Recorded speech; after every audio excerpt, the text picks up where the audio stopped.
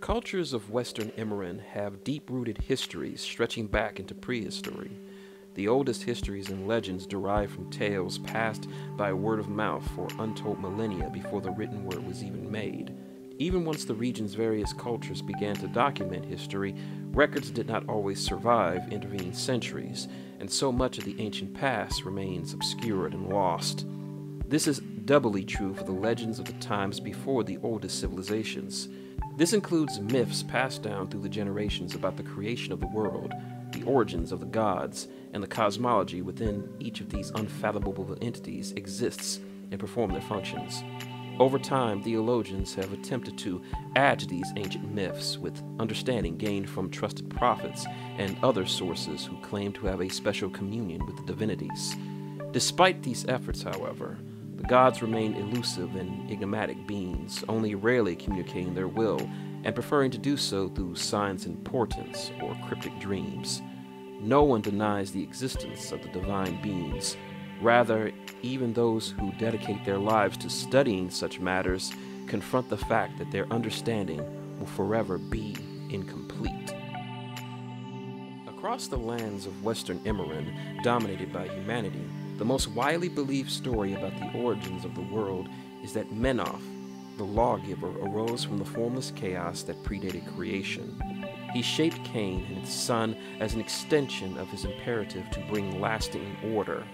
Having arisen self-made, Menoth adopted a form that pleased him the most, one that would be later echoed amongst his greatest creation, mankind. In art and sculpture, Menoth is depicted as a towering, masked figure, his sublime visage concealed from mortal eyes to protect them from his naked wrath. This god strode Caen in the primordial days, and mankind arose in his shadow as it fell upon the still-forming waters of the world as they withdrew from the land. Menoth imposed his rigid order upon the turning of the seasons and the cycle of life and death. In his wake, humanity arose and began to gather into tribes. Menoth was not the only powerful entity to emerge from the unformed chaos, as from this darkness came the Devourer Worm, also called the Beast of All Shapes, a bestial and forever changing monstrosity that would quickly become Menoth's greatest foe.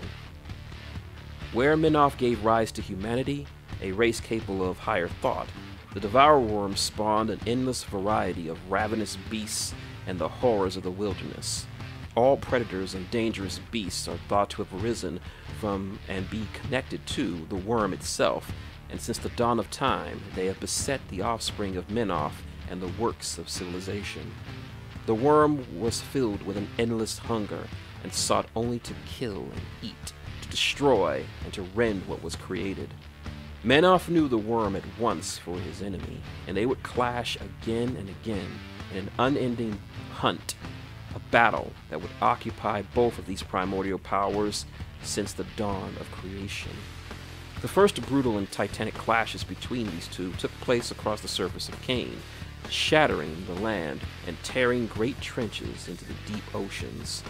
When one was thrown by the other, great chasms opened to divert the course of mighty rivers, while the earth puckered with wounds that became volcanic eruptions of lava.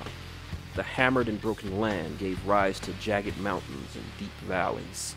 Eventually, this chase led Menoth and the worm away from the physical world to Caen, a spiritual mirror to Cain. This would become the Afterlife realm, where the souls of those born and eventually slain on Cain would travel. In Caen, the power of the gods was magnified, as this place proved to be a wellspring of the formless energies the divinities draw upon to shape reality itself. Caen is the region between the world and the formless chaos from which Menoth and the worm arose, giving it a semblance of form by proximity to and a reflection of the material world. Like Cain, Caen would be shaped by the clash between Menoth and the worm, and this battle continues there still, with no real sign of ever ending. Thus occupied by these battles, Menoth had no time to shelter or guide humanity, and these shattered tribes were left to their own devices in the wild places. Some say mankind was cruelly neglected for this long era, left to live short and brutal lives while trying to survive the countless horrors of the world. Mennonites believed this time was a necessary crucible to strengthen mankind and allow its tribes to find inner strength. Much of humanity forgot their creator, and many turned to worshiping the worm. All great predatory beasts and animals were seen as incarnations of the worm's primal hunger, and the tribes serving it glorified these intermediaries. They worshipped the wolf, the bear, the eagle, the serpent, and carved their totems at their gathering places and gave them offerings. Some even went so far as to profane the Creator's work by feasting upon the flesh of their own kind. Trollkin, Orgren, and Gobbers have their own creation myths passed down through the generations. These races do not dispute that Menoth once walked Caen and gave rise to humanity, and is involved in an eternal clash with the worm. However, Thunians insist that their goddess is the first and most primal of the gods, and is not simply the creator of the Thunian races, but mother of all life. In these legends, Thunia and Caen are synonymous, with the world described as the physical body of the goddess. The feminine forms carved of stone to represent her are abstractions of her aspect as a goddess of fertility, and do not truly represent her actual being. Thunia is being inexorably bound in the cycles of the seasons, which represent the natural processes of death and rebirth. These faiths believe that in the primordial days, Thunia and the worm were the only divine powers on Caen. To Thunia was credited the rise of plants, nurturing rains, species that fed upon the leaf and the branch, the turning of the seasons, and the cycle by where fresh births renewed life by replacing those slain by old age, disease, or violence. The worm is credited with the predatory species that preyed upon other creatures to survive, as well as the storms, earthquakes, floods, volcanic eruptions, and anything in nature that was abrupt and catastrophic. The Thunian races trace their origins to the often violent mingling of these two primal powers. The worm is said to be engaged in ongoing and repeated ravagings of Thunia, proof of which exists in the aftermath of every destructive storm and flood. In the earliest days, the Thunian species were born of this coupling, and it is for this reason that these races have qualities of both of their divine parents, able to be both savage and violent, and yet noble and honorable. In various times, these races have been closer to one or the other of their divine parents, devoting their worship to either the worm or Thunia. The conflict between Thunia and the worm is the basis for Thunian legends about the origins of Menoth, whom they do not believe was self-created. In these legends, Thunia wished a reprieve from the worm, and so fostered a great hunter from the greatest of her children, which became Menoth, who set upon the task of hunting the devourer. The goddess bestowed upon him the power of virility and strength to fight the worm. As he hunted across Caen, humanity rose where he passed, and proved to be a race consumed by the same desire to subjugate the wilderness. Menoth eventually chased the worm off Caen and into the shadowy realm born of the worm's nightmarish dreams, Caen. Mennonites consider this tale heretical, and this has exacerbated violent confrontations between these two faiths. Yet whatever differences of opinion between these myths, Menoth, Thunia, and the worm are widely acknowledged as the first and most primal gods.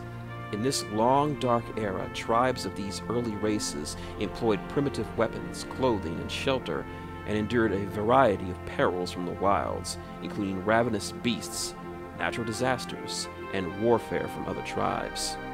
Neither Mennonite nor Thunian myths give explanation for other gods, such as the pantheons worshipped by the elves of Ios and the dwarves of Rule. The origins of these deities seem rooted in Caen. Thunians insist that all life on Caen is connected to Thunia and the worm, so the species created by other gods must be connected to these primal gods. From even the most ancient times, priests and shamans of the primal gods recognize that living flesh is connected to a more ineffable spirit. Everything that lives has spiritual essence, although the simplest plants and creatures have similarly simple spirits. Intelligent races, those capable of complex thought, language, self-awareness, and the ability to craft tools, have more potent essences called souls. Souls are nearly indestructible and immortal, although they can suffer and change over time.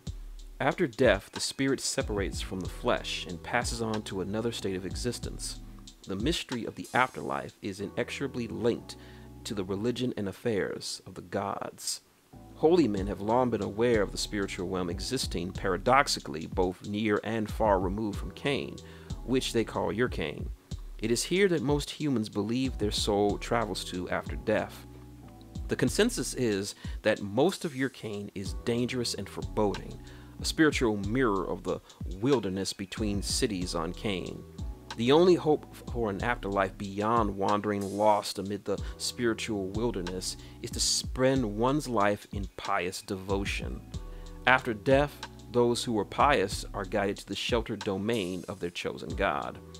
The wilds beyond a god's domain is hell. This is an unpredictable and terrifying expanse where souls are harried by monstrous beasts before being scooped up into the maw of the worm and digested for an indeterminable era before being expelled as withered husks. Fear of death is entirely natural, and so is the desire to find religion as death nears. Whether hasty prayers at the final hour are enough for salvation is unknown, but priests say the only sure course is a life better spent. Thunians do not depict their afterlife in similarly bleak terms as humanity, believing in a cycle of reincarnation. They do not deny your Caen exists or that many souls travel there after death, but their souls are instead embraced by Thunia. Rather than crossing over into the afterlife, their spiritual essence rejoins the mother and can rise again as new life. It is from this vast collective reservoir that all life is reincarnated. The most refined and strongest spiritual essences become the souls of intelligent races like Trollkin, Orgrin, and Gobbers.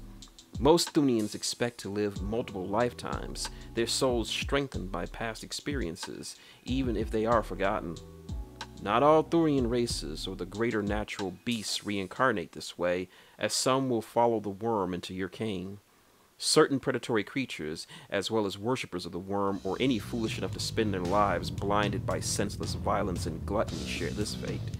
In your Caen, these souls are maddened by the ravenous howls of the worm to join the bestial god in mindless hunts on an endless cycle of turmoil.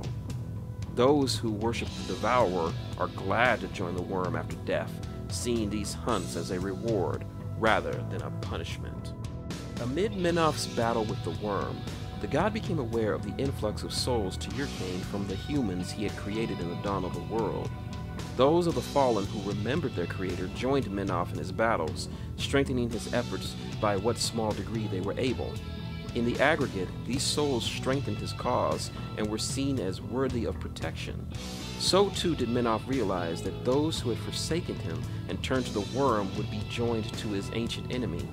This is seen as the beginning of the War of Souls, a great cosmological conflict that continues to occupy the gods and the immortal souls of all who have ever walked Caen. On learning that much of humanity had forgotten their creator, Menoph became wrathful and returned his attention to Caen to reprimand the neglectful mortals. In the face of this fearsome manifestation, many human tribes abandoned their false gods and hastily sought to regain Menoph's, while others fled deep into the wilderness and refused to give up their flawed beliefs. Menoph promised to shelter his followers after death in a domain called the City of Man, where the worm could not reach them. Nothing but endless torment would await those who turned from him. The War of Souls would eventually be joined by other faiths, but began amid the struggle between Menoph and the worm. Hello fellow Warmer Horde fans, if you've enjoyed this video, make sure to like, comment, and subscribe below, and hit that bell notification to let you know when I drop my next video. Also, if you're still new to Warmer Hordes, make sure to check out my other Warmer Horde lore videos found in both the description and on screen. Thank you and enjoy your day.